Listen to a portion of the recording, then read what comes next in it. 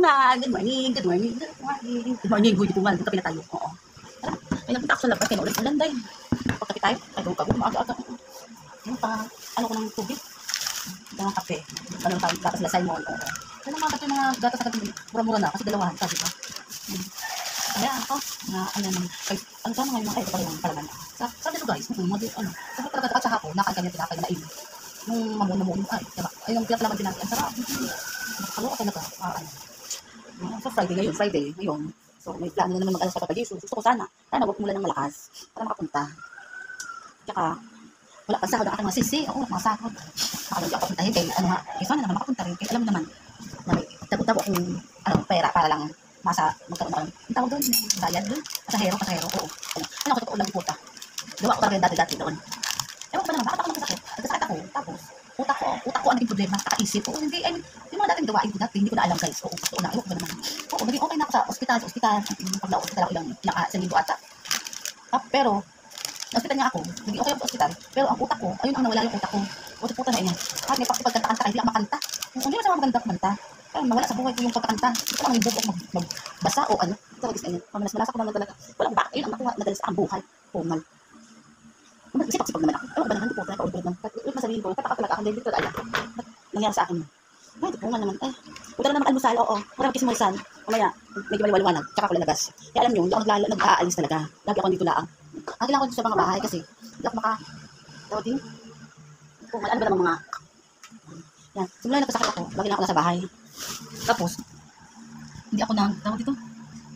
Yung tawag ba nun? Parang wala lang ang utak ko. Nawala ang utak ko. Siguro, naano ba ako dahil sobrang sipag ko sa trabaho. Yun, pagod na ako sa buhay. Halos hindi ako halos hindi ako nag-rest day o puro trabaho lang. Kasi ko talaga magtrabaho. Pero totoo lang ha, anin ko sa'yo. Wala akong asawa, wala akong anak. Kaya kasama ko sila Simon. Oo. Pero totoo lang guys, ha. Totoo lang. Nagjo-joke ako dati, nagpapatira ako. Oo.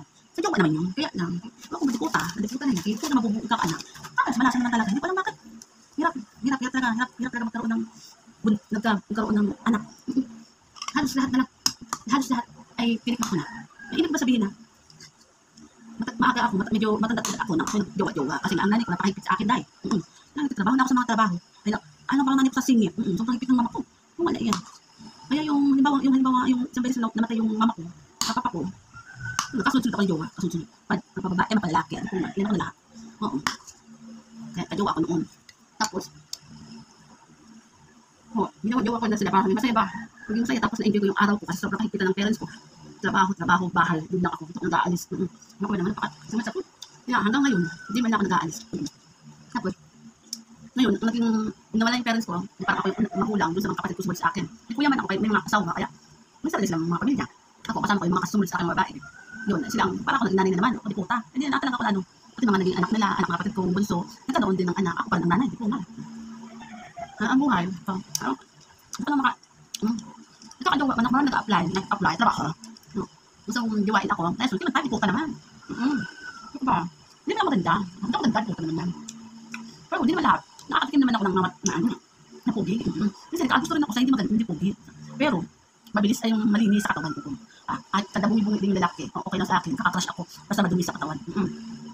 So, kahit pagod kami sa katrabaho sa kampan dati, at nilakang pag siyempre, katrabaho, buhat-buhat, malinis ang pero hindi, nagiging malinis pa rin. Kaya, gusto ko, kahit naman na pogi, kahit mga pimples yan, basta malinis sa katawan, gusto ko malinis sa katawan. Ako, malis din naman ako, pero dito sa bahay, dito ako nakabihit, di po, kasi sayang ang damit, ang dahil, kaya naman, hindi naman nakakadumihan ng mga damit. Tulog ko lang, alaga ng ala ko, hindi naman ng damot, mga ganun. Kaya, wala kung minsan, pag naisip ko lang na, baka nagkaano naman, naglaloko lang para tsura lang sa akin, kaya ako, hindi na. Yung mga ganun, mag-advance ako mag-isip, na baka tirahin na ako, tapos ganyan, alisan na ako ganun, kung nakatira-tira na, may napili ng mga bagong tira, ay ayos na dito. Mabilis lang mag-asawa kung gusto magkaroon ng partner. Mabilis lang talaga. Bakit hindi ka ako, hindi ko lang gusto nga. Kasi alam mo dati, may naging kapatid kasi ako na, ewan din dati, di puta. Script lang, din ako na, yung kuya ko. Maingay.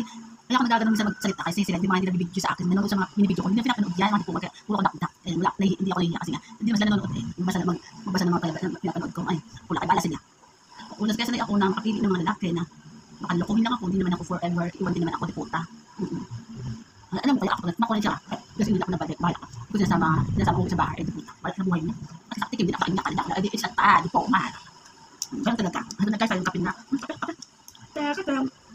Good morning na, habis na. Kung nga, bilis-bilis na kayo kakapin na. Kayo na rin ha.